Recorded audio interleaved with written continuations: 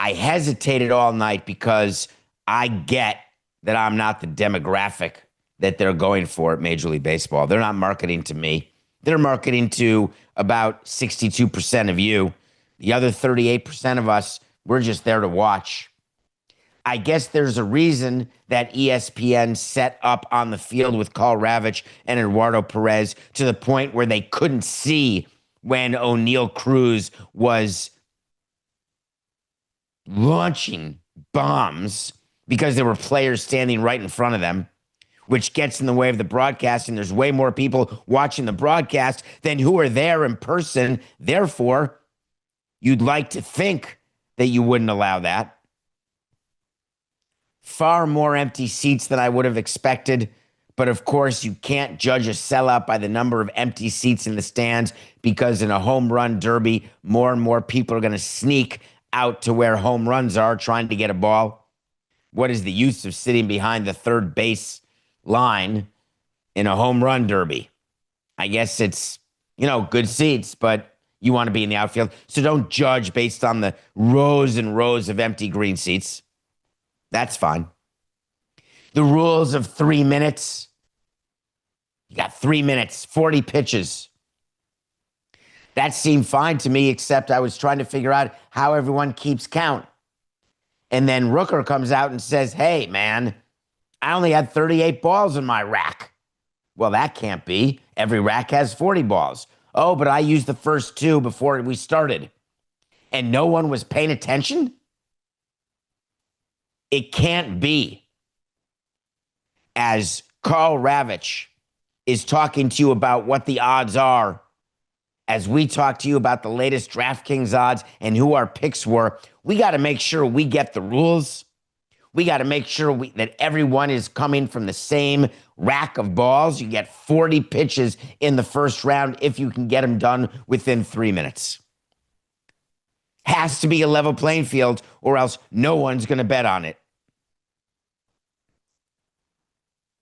Had no idea that the tiebreaker in the first round would ever be by how far your longest home run was hit. And Cal Raleigh and Brent Rooker were tied. And the crawl underneath had Rooker in fourth and Raleigh in fifth. And we kept hearing, wait, Raleigh has the longer home run by an inch. Therefore, Raleigh's in fourth and Rooker's in fifth. They never changed the crawl. Like no one noticed that. I couldn't stop looking at it. And I'd like to explain to you how clear baseball would be that the ball went an inch longer. This is where I seem old and angry. The system we had in 2017, love it. Are you ready? Now, don't get angry, please. I'm just begging you to enjoy this bit of truth. We had the architects of the building, Earl Santee and Populous. Shout out to Earl Santee and Populous. Earl Santee, the greatest ballpark architect in your lifetime, in anybody's lifetime. Used to be of HOK and then Populous. We had a chart that was approved by baseball and the union.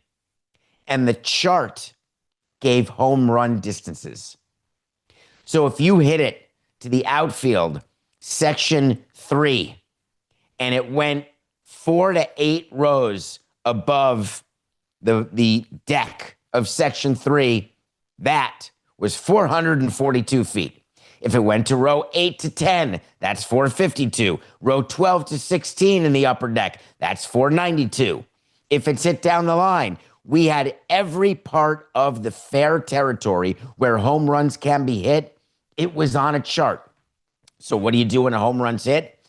During the regular season, you got a guy in the press box who works for the team. He looks at the chart. He then announces to the media, home run by number 27, Giancarlo Stanton, his 19th home run of the season, 444 feet. And then people write it down. Hey, that was 444 feet.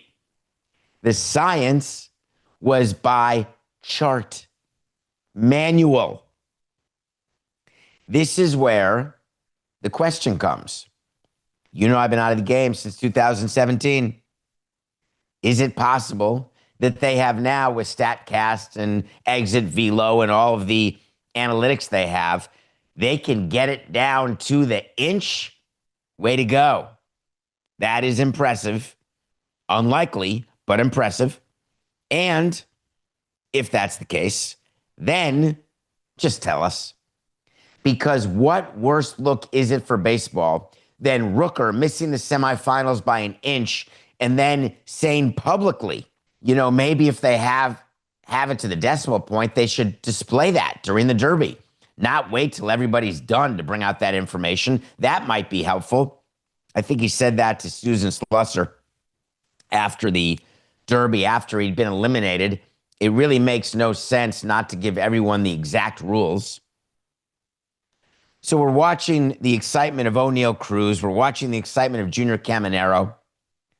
We're watching the major home run hitter, Cal Raleigh. We already forgot about the fact that Jazz Chisholm was a sham of a home run derby participant and actually interviewed after acknowledged such.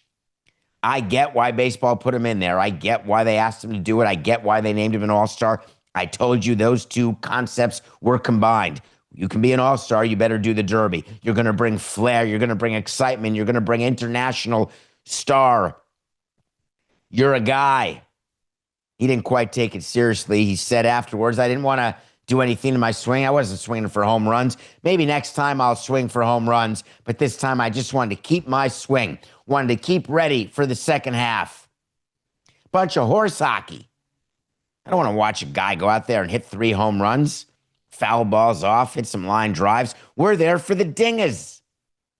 But that's okay. Someone's got to lose. So Cal Raleigh ends up winning the home run derby.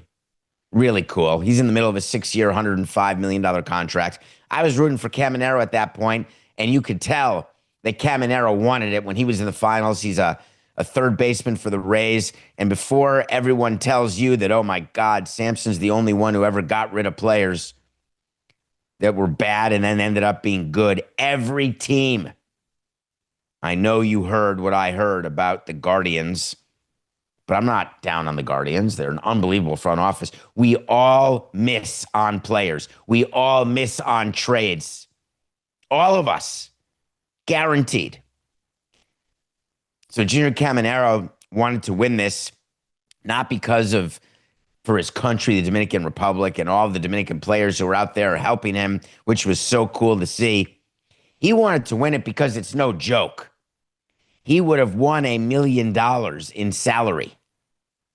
That's more money than he makes. He's a minimum player right now for the Rays. Imagine doing something that enables you to double your pay. It's a serious thing.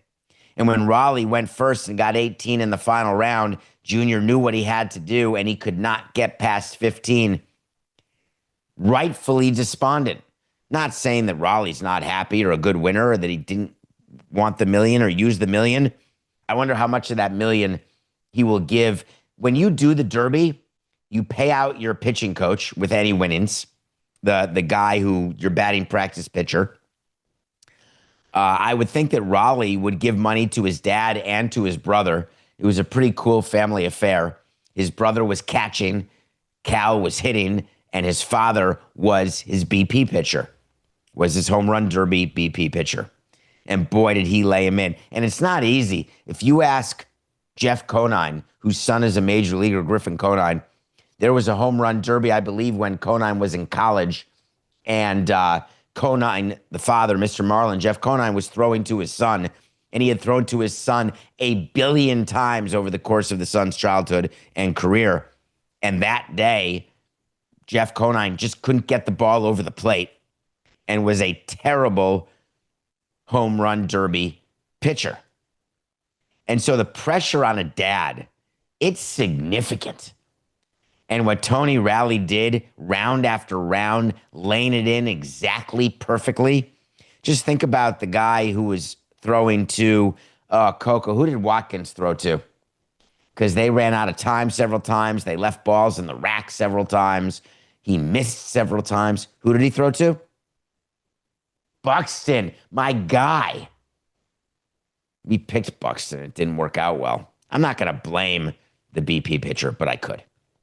So overall, I would give the home run derby a solid 6.2 out of 10 because I love home run derbies. We saw some unbelievable home runs by some unbelievable hitters. I thought the camera angles could have been better. I thought the broadcast could have been better. I thought the rules could have been clearer. But congratulations, Cal Raleigh.